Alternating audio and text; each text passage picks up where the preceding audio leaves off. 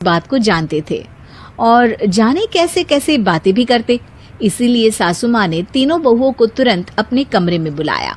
मैं कई दिनों से देख रही हूँ तुम तीनों अलग अलग सारे काम कर रही हो। ये सब नहीं चलेगा, तीनों को मिलकर ही काम करना पड़ेगा।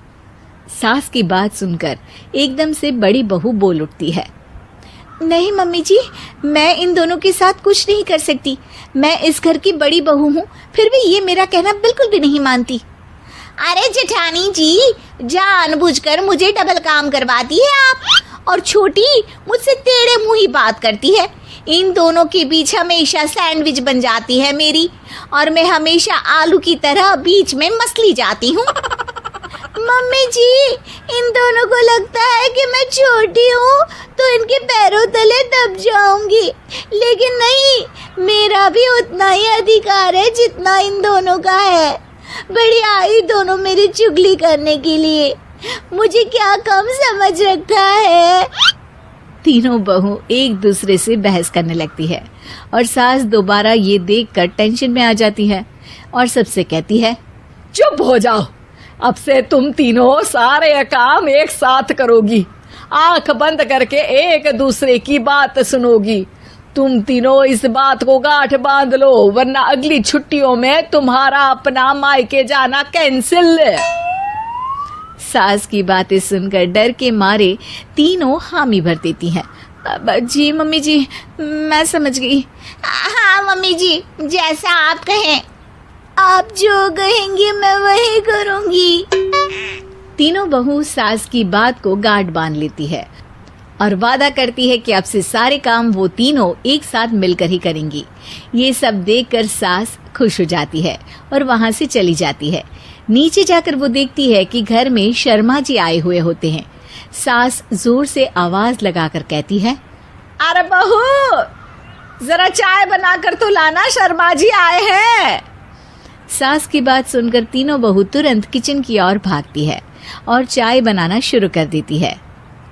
मुझे तो एकदम मसाले वाली कड़क चाय पसंद है, तो हम शर्मा जी के लिए मसाले वाली चाय ही बनाएंगे। अरे नहीं दीदी, गर्मी के मौसम में मसाला चाय कौन पीता है?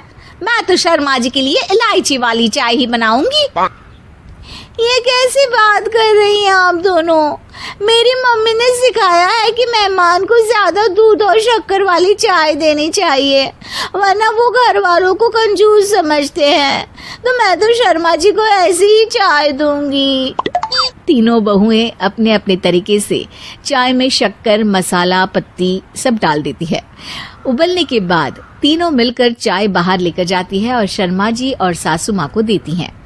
चाय पीने के बाद शर्मा जी सासू माँ को देखकर शर्मा जाते हैं और शर्मिंदा महसूस करते हैं कि आखिर उन्होंने चाय पीने के लिए हामी क्यों भरी।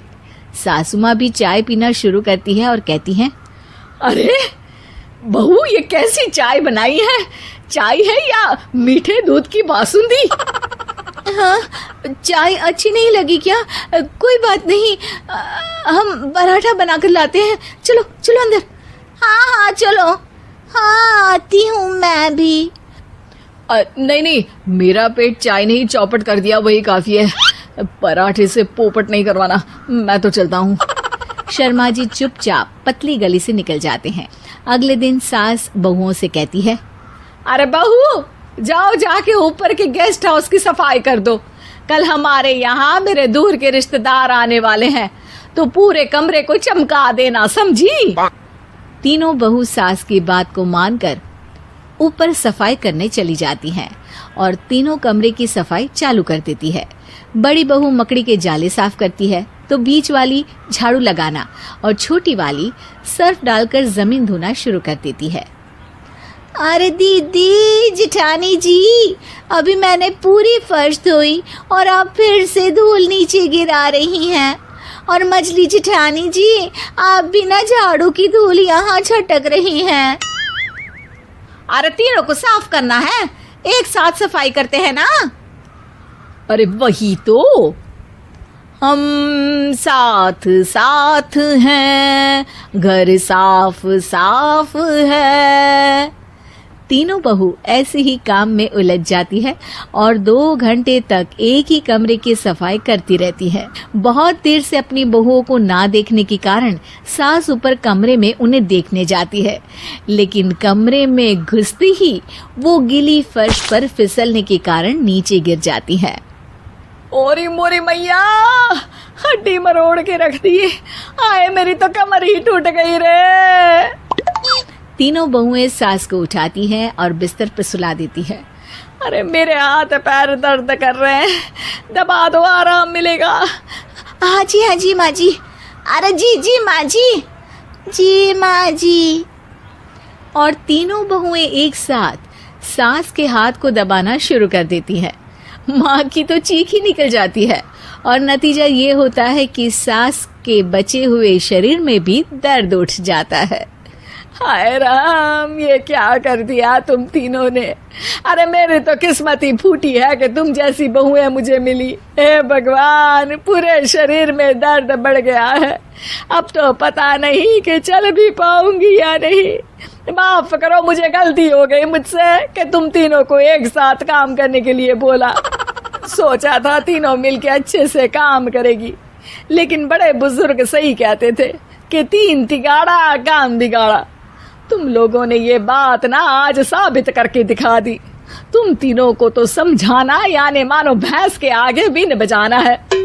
तुम्हें अकेले अकेले काम करना है ना, तो अब से तुम अकेले ही अपना अपना काम करो। तीनों बहुएं वहां से जाने लगती है। अरे कहाँ जा रही हो?